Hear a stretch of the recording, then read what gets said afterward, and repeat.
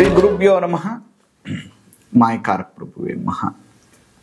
ಗಣೇಶ ದೇವಿ ವಾಗ್ದೇವಿ ಮಮ ವಾಕ್ಯ ಸಿದ್ಧಿ ಕುರು ಸ್ವಾಹ. ಓಂ ನಮೋ ಭಗವತಿ ಚಾಮುಂಡೇಶ್ವರಿ ಮಲಯಾಳ ಸ್ವರೂಪಿಣಿ ಸರ್ವಸಿದ್ಧಿಕಾರಿಣಿ ಸತ್ಯಂ ಬ್ರೂಹಿ ಸ್ವಾಹ. ಆರಾಧ್ಯ ದೈವನಾಗಿರುವಂತಹ ಮಲೆ ಮಹದೇಶ್ವರರನ್ನ ಮನದಲ್ಲಿ ನೆನೆಯುತ್ತಾ ವಿದ್ಯಾಗುರುಗಳ ತಂದೆ ತಾಯಿಯ ಪಾದಾರವಿಂದಗಳಿಗೆ ನಮಸ್ಕಾರವನ್ನು ಮಾಡ್ತಾ ಜಗದ್ಗುರು ಪಂಚಾಚಾರ್ಯರನ್ನ ಬಸವಾದಿ ಶರಣರನ್ನ ಮನದಲ್ಲಿ ನೆನೆಯುತ್ತಾ ನನ್ನೆಲ್ಲ ಪ್ರೀತಿಯ ಯೂಟ್ಯೂಬ್ ವಾಹಿನಿಯ ವೀಕ್ಷಕ ಬಂಧುಗಳ ಅಂತರಾತ್ಮಗಳಿಗೆ ನಿಮ್ಮ ಮುಗುರು ಮಧು ದೀಕ್ಷಿತ್ ಮಾಡುವಂತಹ ಪರಿಪೂರ್ಣವಾದಂಥ ನಮಸ್ಕಾರ. ಈ ವಾರದ ಕವಡೆ ಶಾಸ್ತ್ರದ ಪ್ರಕಾರ ಈ ವಾರದಲ್ಲಿ ಯಾವ್ಯಾವ ರಾಶಿಯವರಿಗೆ ಭವಿಷ್ಯ ಹೇಗಿರುತ್ತೆ ಅನ್ನುವಂಥ ವಿಚಾರವನ್ನ ತಿಳಿಸುವಂಥ ಒಂದು ಕಾರ್ಯಕ್ರಮ. ಅದರ ಜೊತೆಗೆ ಎಲ್ಲರೂ ಕೂಡ ಇನ್ನೂ ಸಬ್ಸ್ಕ್ರೈಬ್ ಆಗಿಲ್ಲ, ಬೆಲ್ ಬಟನ್ ಪ್ರೆಸ್ ಮಾಡಿಲ್ಲ ಅಂದರೆ ಬೇಗ ಮಾಡಿ, ಯಾಕಂದರೆ ಬೇಗ ನೋಟಿಫಿಕೇಶನ್ ಸಿಗುತ್ತೆ. ಇನ್ನು ಅನೇಕ ವಿಶೇಷವಾಗಿರುವಂತಹ ಕಾರ್ಯಕ್ರಮಗಳನ್ನು ಮುಂದಿನ ದಿನಗಳಲ್ಲಿ ನೀವು ನೋಡಬಹುದು. ಇನ್ನು 17ನೇ ತಾರೀಕಿಂದ 23ನೇ ತಾರೀಕು ಮಾರ್ಚ್ವರೆಗೆ ಶೋಭಕೃತ ನಾಮ ಸಂವತ್ಸರ ಉತ್ತರಾಯಣ ಶಿಶಿರ ಋತು ಪಾಲ್ಗುಣ ಮಾಸ ಶುಕ್ಲ ಪಕ್ಷ. ವಿಶೇಷವಾಗಿರುವಂಥದ್ದು ಆಲ್ಮೋಸ್ಟ್ ಈ ವಾರ ಏನೂ ಇಲ್ಲ. 22ನೇ ತಾರೀಕು ಪ್ರದೋಷ ಪೂಜೆ ಅನ್ನೋದನ್ನು ಬಿಟ್ಕೊಂಡ್ರೆ ಒಂದಷ್ಟು ಗ್ರಹ ಸ್ಥಿತಿಗಳ ಬದಲಾವಣೆಗಳು ಮಾತ್ರ ಇದೆ. ವಿಶೇಷ ಕಾರ್ಯಕ್ರಮಗಳು ಅಂಥೇಳಿ ಏನೂ ಇಲ್ಲ. ಇನ್ನು ಮೇಷರಾಶಿಯವರ ಬಗ್ಗೆ ಮೊದಲನೇದಾಗಿ ನಾವು ನೋಡೋದಾದರೆ ಓಂ ನಮೋ ಭಗವತಿ ಚಾಮುಂಡೇಶ್ವರಿ ಮಲಯಾಳ ಸ್ವರೂಪಿಣಿ ಸರ್ವಸಿದ್ಧಿಕಾರಿಣಿ ಸತ್ಯಂ ಬ್ರೂಹಿ ಸ್ವಾಹ. ನಮಃ ಶಿವಾಯ ನಮಃ ಶಿವಾಯ ನಮಃ ಶಿವಾಯ. ಮೇಷರಾಶಿಯವರಿಗೆ 2, 4, 6, 8, 10, 11 ಕವಡೆ ಅಂಗಾತ ಬಿದ್ದಿರುವಂಥದ್ದು ಕಷ್ಟ ಉಂಟು. ಆದರೆ ವಾರದ ಕೊನೆಯಲ್ಲಿ ಸ್ವಲ್ಪ ಮಟ್ಟಿಗೆ ಅನುಕೂಲ ಆಗ್ತದೆ. ಈ ಕಾರ್ಯವನ್ನು ಎಚ್ಚರಿಕೆಯಿಂದ ಮಾಡು ಮುಗಿಸು. ಧನ ಮಾನ ಹಾನಿ ಇದೆ, ಜಾಗ್ರತೆಯಿಂದ ಇರು ಅಂತ ಹೇಳಿ ಬರ್ತಾ ಇದೆ. ನೀವು ಮಾಡಬೇಕಾಗಿರುವಂಥದ್ದು ಸುಬ್ರಹ್ಮಣ್ಯ ಸ್ವಾಮಿಯ ಆರಾಧನೆಯನ್ನು ಮಾಡುವಂಥದ್ದು. ಸುಬ್ರಹ್ಮಣ್ಯ ಸ್ವಾಮಿಗೆ ವಿಶೇಷವಾಗಿ ಕ್ಷೀರಾಭಿಷೇಕವನ್ನು ಮಾಡಿಸಿ ಈ ವಾರವನ್ನು ಪ್ರಾರಂಭ ಮಾಡಿ, ನಿಮಗೆ ಅನುಕೂಲ ಆಗುತ್ತೆ. ಇನ್ನು ವೃಷಭ ರಾಶಿಯವ್ರಿಗೆ ಹೇಗಿದೆ ಈ ವಾರ ಅಂತ ನೋಡೋಣ. ವೃಷಭ ರಾಶಿಯವರಿಗೆ 2, 4, 6, 8, 10, 12, 14, 15 2, 4, 6, 8, 10, 12, 14, 15 ಕವಡೆ ಅಂಗಾತ ಬಿದ್ದಿರುವಂಥದ್ದು. ಕಾರ್ಯದಲ್ಲಿ ಅಲ್ಪ ಜಯವಿದೆ.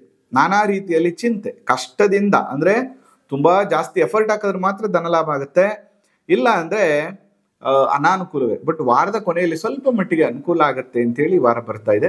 ಲಕ್ಷ್ಮೀ ದೇವಸ್ಥಾನಕ್ಕೆ ಹೋಗ್ಬಿಟ್ಟು ಅಮ್ಮನವರಿಗೆ ಜೇನುತುಪ್ಪವನ್ನು ಕೊಟ್ಟು ಅರ್ಚನೆ ಮಾಡಿಸಿ ಬನ್ನಿ. ಇನ್ನು ಮಿಥುನ ರಾಶಿಯವರಿಗೆ ಹೇಗಿದೆ ಅಂತ ನೋಡೋಣ. ಮಿಥುನ ರಾಶಿಯವರಿಗೆ 2, 4, 6, 8, 10, 12, 14 ಕವಡೆ ಅಂಗಾತ ಬಿದ್ದಿರುವಂಥದ್ದು. ಧನಲಾಭ, ಆಭರಣ ಸಂಗ್ರಹ ಯೋಗವೂ ಇದೆ. ಕಳೆದು ಹೋದ ವಸ್ತು ಸಿಗುವುದು, ಧನಲಾಭ, ಶಾರೀರಿಕ ಸೌಖ್ಯವು ಚೆನ್ನಾಗಿದೆ. ಮಿಥುನ ರಾಶಿಯವರಿಗೆ ಈ ವಾರ ಬಹಳ ವಿಶೇಷವಾಗಿ ಚೆನ್ನಾಗಿದೆ.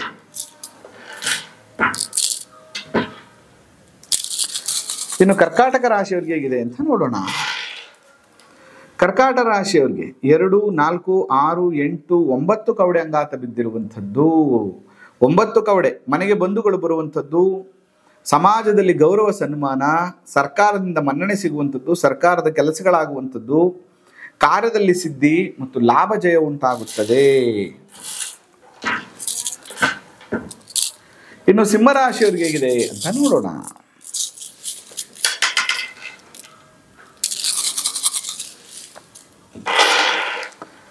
ಸಿಂಹರಾಶಿಯವರಿಗೆ 2, 4, 6, 8, 10, 11 ಕವಡೆ ಅಂಗಾತ ಬಿದ್ದಿರುವಂಥದ್ದು. 11 ಕವಡೆ ಅಂಗಾತ ಬಿದ್ದಿರುವಂಥದ್ದು ಕಷ್ಟ ಉಂಟು, ಆದರೆ ಮುಂದೆ ಸುಖ ಉಂಟು. ಕಾರ್ಯದಲ್ಲಿ ಅನೇಕ ವಿಘ್ನಗಳುಂಟು, ಎಚ್ಚರಿಕೆಯಿಂದ ಮಾಡಬೇಕು, ಇಲ್ಲ ಅಂದರೆ ಧನಮಾನ ಹಾನಿ ಆಗುತ್ತೆ ಎನ್ನುವಂಥದ್ದು ಸಿಂಹರಾಶಿಯವರಿಗೆ ತೋರಿಸ್ತಾ ಇದೆ. ಸಿಂಹರಾಶಿಯವರು ಈ ವಾರ ಬಹಳ ವಿಶೇಷವಾಗಿ ಎಚ್ಚರಿಕೆಯಿಂದ ಇರಬೇಕು. ವಿಷ್ಣು ದೇವಸ್ಥಾನಕ್ಕೆ ಅಥವಾ ಸೂರ್ಯನಾರಾಯಣ ಸ್ವಾಮಿ ದೇವಸ್ಥಾನಕ್ಕೆ ಹೋಗಿ ತುಳಸಿಯನ್ನು ಅರ್ಪಣೆ ಮಾಡುವಂಥ ಕೆಲಸವನ್ನು ನೀವು ಮಾಡಬೇಕಾಗ್ತದೆ. ಇನ್ನು ಕನ್ಯಾ ರಾಶಿಯವರಿಗೆ ಹೇಗಿದೆ ಈ ವಾರ ಅಂತ ನೋಡೋಣ. ಕನ್ಯಾ ರಾಶಿಯವರಿಗೆ 2, 4, 6, 8, 10 ಕವಡೆ ಅಂಗಾತ ಬಿದ್ದಿರುವಂಥದ್ದು. ಸುಖಭೋಜನ, ಆಪ್ತ ಮಿತ್ರರ ದರ್ಶನ, ಸುಖವಿದೆ. ಕಾರ್ಯದಲ್ಲಿ ಅನುಕೂಲವೂ ಇದೆ. ಅಂದುಕೊಂಡ ವಿಚಾರದಲ್ಲಿ ಸಂಶಯವನ್ನು ಇಟ್ಕೋಬೇಡ. ಕಾರ್ಯವನ್ನು ಕೈಗೊಳ್ಳು, ಅನುಕೂಲವಾಗ್ತದೆ. ಇನ್ನು ತುಲಾ ರಾಶಿಯವರಿಗೆ ಹೇಗಿದೆ ಈ ವಾರ ಅಂತ ನೋಡೋಣ. ತುಲಾ ರಾಶಿಯವರಿಗೆ 2, 4, 6, 8, 10, 12 ಕವಡೆ, 2, 4, 6, 8, 10, 12 ಕವಡೆ ಅಂಗಾತ ಬಿದ್ದಿರುವಂಥದ್ದು ತುಲಾ ರಾಶಿಯವರಿಗೆ. ಕಳ್ಳರಿಂದ ಕಂಟಕಗಳು, ಹಣವನ್ನೇ ಕಳೆದುಕೊಳ್ಳುವಂಥದ್ದು, ಜೋಕೆ ರಾಜ್ಯಾಧಿಕಾರಿಗಳಿಂದ ಸರ್ಕಾರದಿಂದ ತೊಂದರೆ, ಸೌಖ್ಯವಿಲ್ಲ, ಜಾಗ್ರತೆಯಿಂದ ಕೈಗೊಳ್ಳಬೇಕು ಕೆಲಸವನ್ನ, ಇಲ್ಲಾಂದ್ರೆ ಅನೇಕ ತರದ ಸಮಸ್ಯೆಗಳನ್ನ ಅನುಭವಿಸ್ಬೇಕಾಗ್ತದೆ. ನೀವೇನ್ ಮಾಡ್ಬೇಕು ಅಂತಂದ್ರೆ ವೆಂಕಟೇಶ್ವರ ಸ್ವಾಮಿ ಪದ್ಮಾವತಿ ಇರುವಂತಹ ದೇವಸ್ಥಾನಕ್ಕೆ ಹೋಗಿ ವಿಶೇಷವಾಗಿ ಒಂದು ಅರ್ಚನೆಯನ್ನ ಮಾಡಿಸ್ಕೊಂಡು ಬನ್ನಿ, ಸ್ವಲ್ಪ ಮಟ್ಟಿಗೆ ಸಮಸ್ಯೆಗಳು ಕಮ್ಮಿ ಆಗ್ತದೆ. ಇನ್ನು ವೃಶ್ಚಿಕ ರಾಶಿಯವ್ರಿಗೆ ಹೇಗಿದೆ ಅಂತ ನೋಡೋಣ. ನೋಡಿ, ವೃಶ್ಚಿಕ ರಾಶಿಯವ್ರಿಗೆ 3, 3, 6, 8 ಕವಡೆ ಬಿದ್ದಿರುವಂಥದ್ದು, ವೈರಿಗಳನ್ನು ಜಯಿಸುವಂಥದ್ದು, ಕೈಗೊಂಡ ಕಾರ್ಯದಲ್ಲಿ ಜಯ ಆಗುವಂಥದ್ದು, ಧನಮಾನ ಲಾಭ, ನಿಮ್ಮ ಮನಸ್ಸಿನಂತೆ ಕೆಲಸಗಳು ನೆರವೇರುತ್ತದೆ, ಎಲ್ಲವೂ ತರದ ಅನುಕೂಲಗಳು ನಿಮಗೆ ಪ್ರಾಪ್ತಿ ಆಗ್ತದೆ. ವೃಶ್ಚಿಕ ರಾಶಿಯವ್ರಿಗೆ ಈ ವಾರ ಚೆನ್ನಾಗಿದೆ.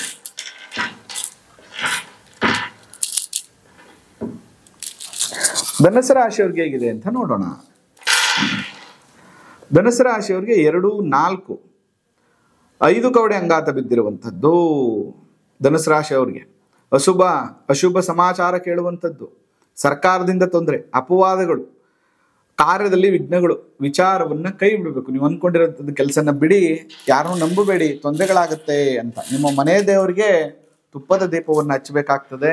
ನಿಮ್ಮ ಕುಲದೇವರಿಗೆ ಅನುಕೂಲ ಇದ್ರೆ, ಹತ್ತಿರದಲ್ಲಿದ್ರೆ ದರ್ಶನವನ್ನ ಮಾಡಬೇಕಾಗ್ತದೆ.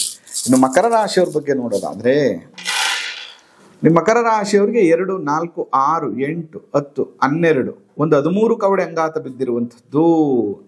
ಸರ್ಕಾರದಿಂದ ಸಹಾಯ, ಮನ್ನಣೆ, ಧನಲಾಭ ಉಂಟು, ಸ್ತ್ರೀ ಸೌಖ್ಯ ಚೆನ್ನಾಗಿದೆ, ಮಿತ್ರರ ಸೌಖ್ಯವೂ ಚೆನ್ನಾಗಿದೆ, ಕೀರ್ತಿ ಬೆಳೆಯುತ್ತದೆ.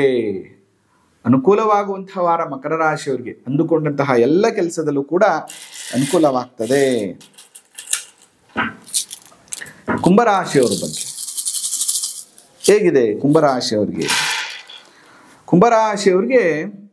2, 4, 6, 8, 10, 12, 13 ಕವಡೆ ಬಿದ್ದಿರುವಂಥದ್ದು. ಸರ್ಕಾರದಿಂದ ಸಹಾಯ, ಧನಲಾಭ, ಸ್ತ್ರೀ ಸೌಖ್ಯ ಚೆನ್ನಾಗಿದೆ, ಮಿತ್ರರ ಸೌಖ್ಯವೂ ಚೆನ್ನಾಗಿದೆ, ಕೀರ್ತಿ ಬೆಳೆಯುವಂತಹ ಯೋಗ.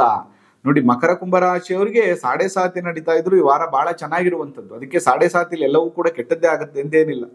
ಅದರಿಂದ ಧರ್ಮ ಅತ್ಯಂತ ವಿಶೇಷವಾಗಿ ಅನುಕೂಲಗಳ ಆಗುವಂಥದ್ದು. ಧಾರ್ಮಿಕ ಆಚರಣೆಗಳನ್ನ ಅನುಸರಿಸುವುದರಿಂದ ಕೆಟ್ಟ ಫಲಗಳು ಕಮ್ಮಿ ಆಗ್ತದೆ. ಇನ್ನು ಕೊನೆಯದಾಗಿ ಮೀನರಾಶಿಯವ್ರಿಗೆ ಹೇಗಿದೆ ಅಂತ ನೋಡೋಣ.